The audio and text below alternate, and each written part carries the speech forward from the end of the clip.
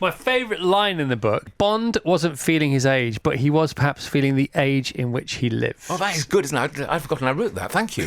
That's what the book is about. This is Bond at the end of his career. It's Bond, on what could be his last mission, and it's about a changing world. I mean, it's set in 1963, largely in Russia, some of it in East Germany, and it's about the world which is moving out of the sort of that Second World War, stiff upper lip, isn't Britain great world, into a much colder world, Le Carré and everything. And it is about Bond both being older in himself and finding himself in sort of new territory. And when I'm writing the books, one of the great joys of it is not just, turning out another adventure. It's actually spending 6 or 7 months living with Bond in 60s London and Europe and experiencing the adventure. Your face is lit up. It's beautiful. Fleming entered my life when I was quite young, about 10, 11. I was at a really horrible boarding school, the sort of place you got sent back in the 60s. And the discovery of the first book that I read, Dr. No, around about the age of, I guess I was 11 years old, it brought into my life everything that was missing. It was sort of sunlight, decent food, travel, adventure, excitement, women. I mean, it was all there in the book. It wasn't in my life, and it was an absolute sort of